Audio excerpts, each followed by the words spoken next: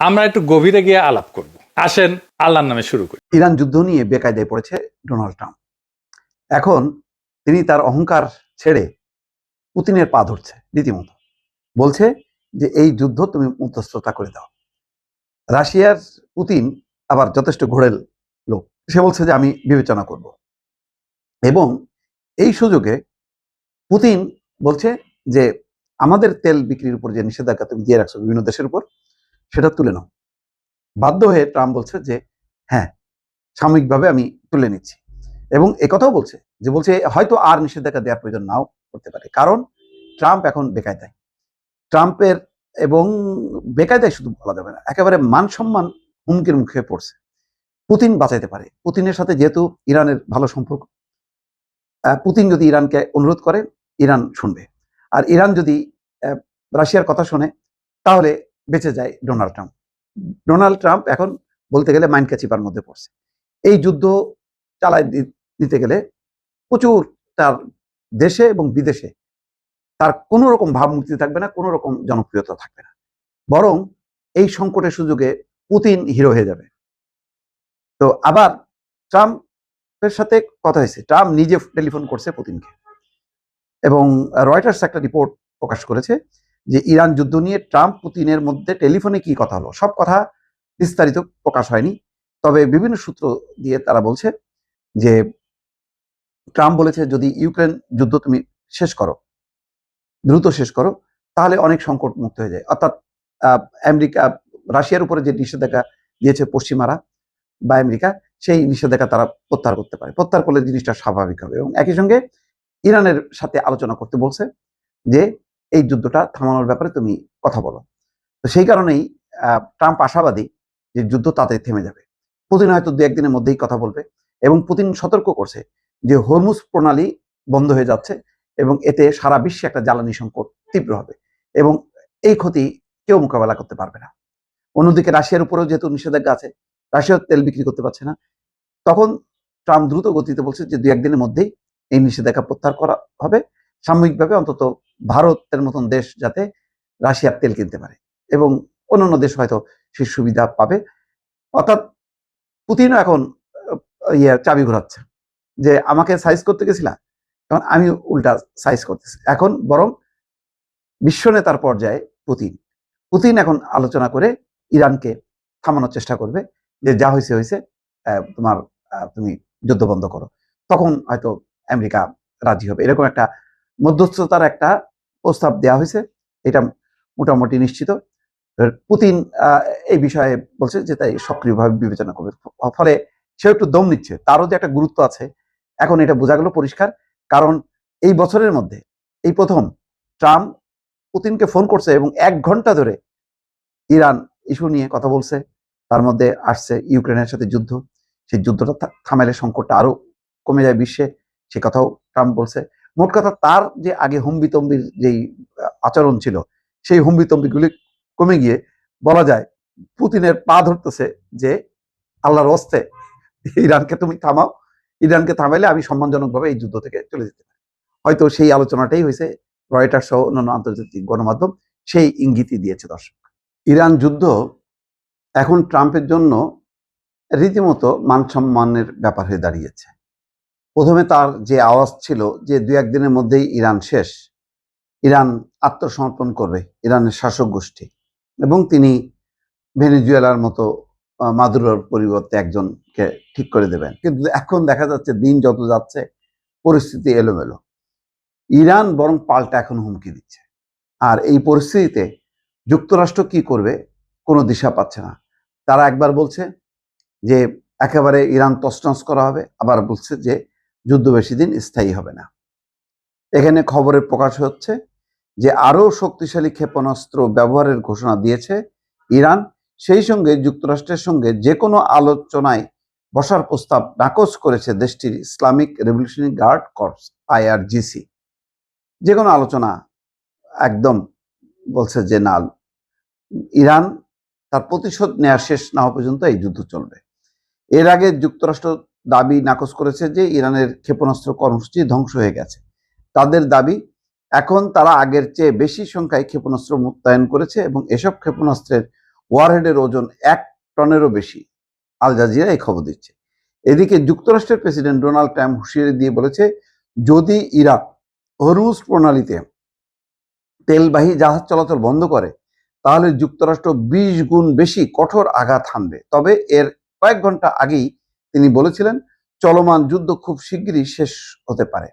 এখন হরমুজ প্রণালীতে জাহাজ চলাচলটা বাধামুক্ত করতে পারতেছে না যুক্তরাষ্ট্র, কিন্তু মুখে মুখে বলতেছে যে হরমুজ প্রণালীর কর্তৃত্ব যুক্তরাষ্ট্র তার হাতে নিয়ে নেবে, কিন্তু কার্যত হরমুজ প্রণালী বন্ধ হয়ে গেছে ইরানের হুমকির মধ্য দিয়ে।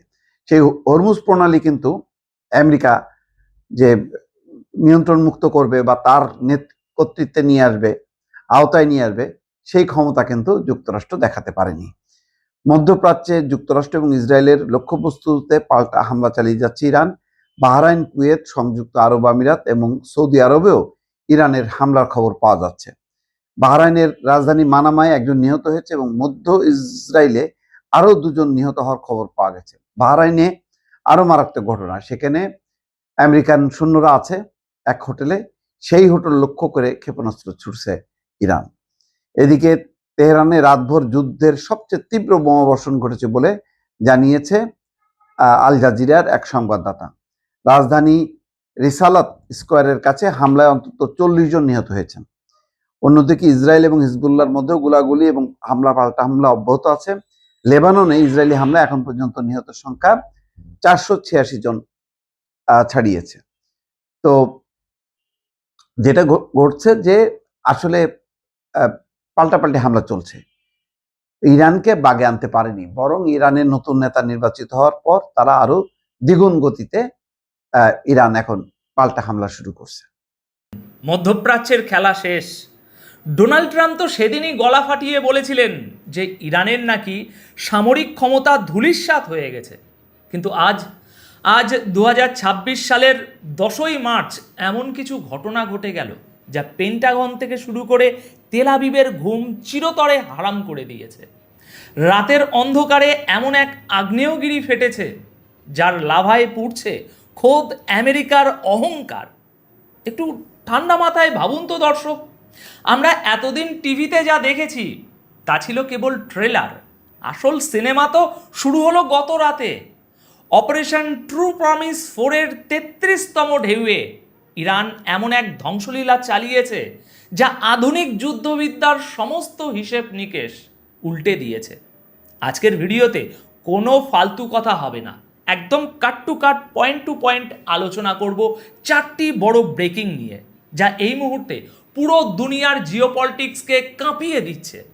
আজকের প্রথম বড় ব্রেকিং, ইসরায়েলের বুকে 1 টন ওজনের খাইবার মিসাইলের বৃষ্টি এবং আয়রন ডোমের শোচনীয় ব্যর্থতা।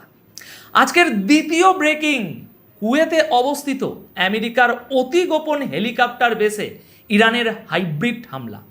তৃতীয় ব্রেকিং, আমেরিকার একটা বোকামিতে কিভাবে ফাঁস হয়ে গেল আরব দেশগুলোর ডাবল গেম এবং ইরানের সরাসরি আল্টিমেটাম।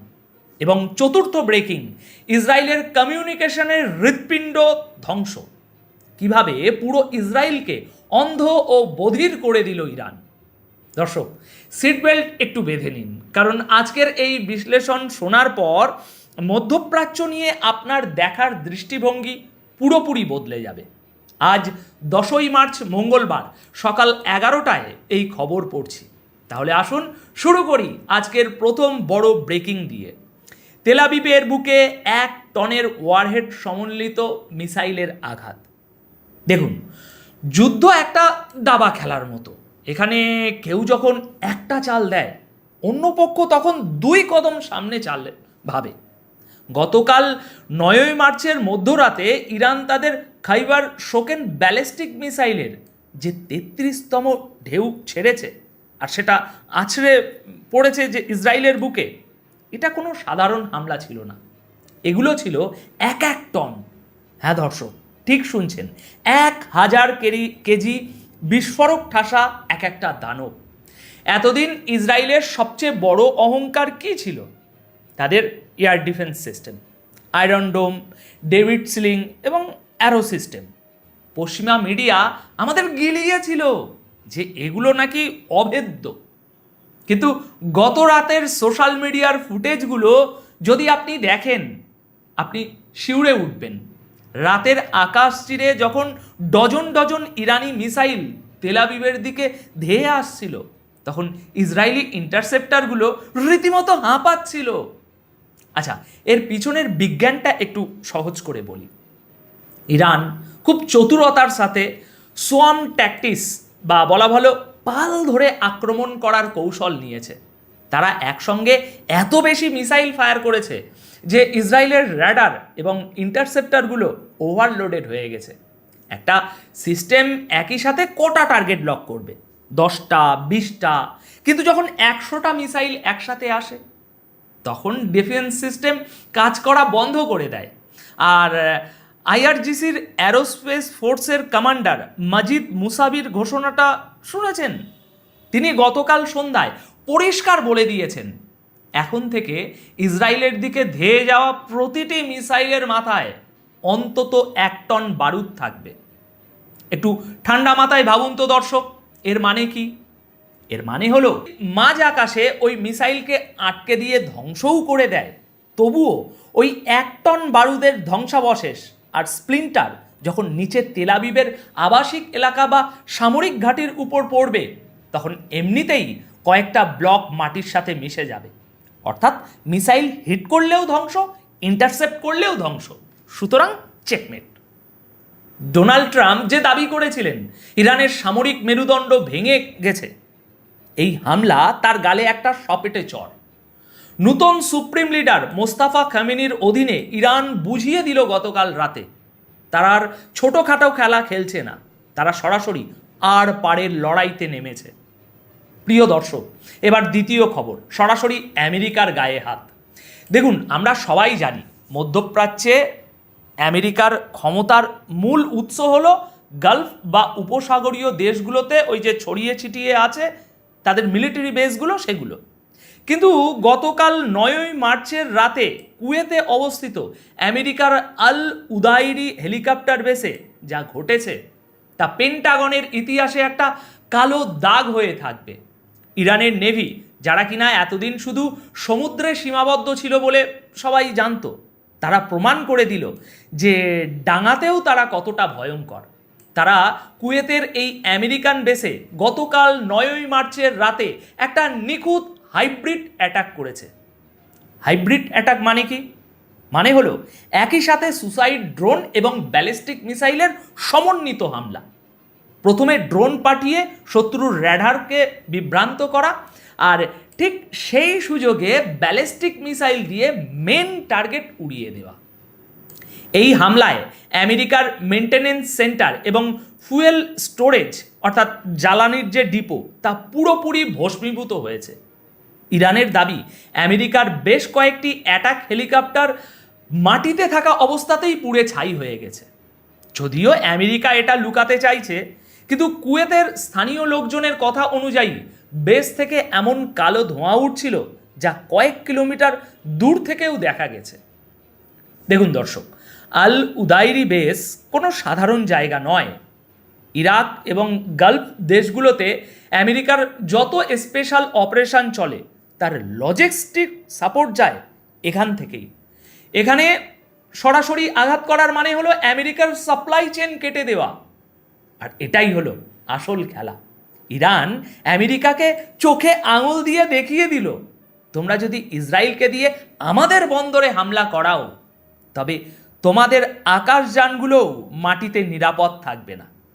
এবার তৃতীয় এবং অত্যন্ত গুরুত্বপূর্ণ বিষয় হলো আরব দেশগুলোর ডাবল স্ট্যান্ডার্ড বা বলতে পারেন ডাবল গেম কিভাবে ফাঁস হলো। দর্শক, এই পয়েন্টটা সবচেয়ে ইন্টারেস্টিং। কিন্তু এতদিন সৌদি আরব, জর্ডান, কুয়েত, বাহরাইনের মতো গালফ দেশগুলো পবিত্র গলায় দাবি করে আসছিল যে ভাই, আমাদের মাটি ব্যবহার করে ইরানের উপর কোনো হামলা হচ্ছে না, আমরা নিরপেক্ষ। কিন্তু সেই কথায় আছে না, চোরের 10 দিন তো গৃহস্থের 1 দিন। আমেরিকার সেন্ট্রাল কমান্ড সেন্টকম একটা বোকামি করে বসলো। তারা গতকাল 9ই মার্চ রাতে গর্ব করে কিছু ছবি রিলিজ করলো। সেই ছবিতে স্পষ্ট দেখা যাচ্ছে গালফের মরুভূমি থেকে আমেরিকার হাইমার্স রকেট সিস্টেম দিয়ে ইরানের দিকে ফায়ার করা হচ্ছে। শুধু তাই নয়, কুয়েতের মরুভূমিতে পড়ে থাকা আমেরিকান গোলা বারুদের খালি কন্টেনারের ভিডিও ভাইরাল হয়ে গেছে ইতিমধ্যে। আর যায় কোথায়? এই ছবি আর ভিডিও সামনে আসতেই আরব দেশগুলোর রাজনীতির মাঠে আগুন লেগে গেছে। আর ইরান সাথে সাথে এর ফায়দা তুলেছে। ইরানের পররাষ্ট্রমন্ত্রী আব্বাস আরাগাজি রীতিমতো সেন্টকমকে ধন্যবাদ জানিয়ে একটা টুইট করেছেন। তিনি বলেছেন, ধন্যবাদ আমেরিকা, তোমরাই প্রমাণ করে দিলে যে প্রতিবেশী আরব দেশগুলোর মাটি ব্যবহার করে আমাদের উপর হামলা হচ্ছে। এরপরই আজ সকালে আরাগাচি সাহেব যে আলটিমেটাম দিয়েছেন তা শুনে আরব শেখদের ঘুম উড়ে যাওয়ার কথা। এত সময়ে তিনি পরিষ্কার ভাষায় বলেছেন, যেহেতু তোমরা তোমাদের মাটি আমেরিকাকে ব্যবহার করতে দিয়েছো, তাই আমাদের মিসাইল যখন ওই হাইমার্স সিস্টেম বা আমেরিকান বেসগুলোকে ধ্বংস করবে, তখন কোনো আরব দেশ যেন এসে কান্নাকাটি না করে যে আমাদের সার্বভৌমত্ব নষ্ট হচ্ছে। আমরা বদলা নিলে কেউ অভিযোগ করতে পারবে না। দর্শক, এর গভীরতা বুঝতে পারছেন? ইরান মূলত আরব দেশগুলোকে একটা ট্রাপে ফেলে দিল। ইরান বলছে, হয় তোমরা আমেরিকানদের তোমাদের দেশ থেকে বের করো, আর না হলে আমাদের মিসাইলের আঘাত সহ্য করার জন্য তৈরি থাকো। এই একটা স্টেটমেন্ট পুরো গালফ রিজিয়নের সমীকরণ বদলে দিয়েছে। এবার আসি আজকের সবচেয়ে সেন্সিটিভ এবং টেকনিক্যাল খবরটিতে। ইসরায়েলকে কিভাবে অন্ধ আর বধির করে দিল ইরান। দর্শক, আধুনিক যুদ্ধ কিন্তু শুধু বন্দুক আর বোমায় জেতা যায় না। আধুনিক যুদ্ধ জেতা হয় ইনফরমেশন বা তথ্যের মাধ্যমে। আপনার কাছে স্যাটেলাইট আছে, মানে আপনি শত্রুর খবর জানেন। ইসরায়েলের ঠিক এমনই একটি চোখ আর কান ছিল রাইট স্টেশন। এটা তেল আবিবের খুব কাছেই অবস্থিত এবং এটাকে ইসরায়েলের কমিউনিকেশনের কি বলা হয়, হৃৎপিণ্ড বলা হতো। গতকাল 9 মার্চের মধ্যরাতে একটা হামলা হয়েছে। সেই হামলায় কি হলো? ইরানের নিখুঁত মিসাইল স্ট্রাইকে এই পুরো স্টেশনটি আক্ষরিক অর্থেই ধুলোয় মিশে গেছে। আমি আবার বলছি, ধুলোয় মিশে গেছে। স্যাটেলাইট ইমেজারি যদি দেখেন, হামলার আগে আর পরের ছবির মধ্যে আকাশ পাতাল তফাৎ। ইসরায়েলের যত গুপ্তচর স্যাটেলাইট আছে, সেই স্যাটেলাইটগুলো মহাশূন্য থেকে ছবি তুলে এই স্টেশনেই পাঠাতো। ইসরায়েলি ডিফেন্স ফোর্স, মোসাদ আর আইডিএফ এই ডেটা ব্যবহার করেই ইরানের উপর হামলা চালাতো। এখন এই স্টেশন ধ্বংস হওয়ার রেজাল্ট কি?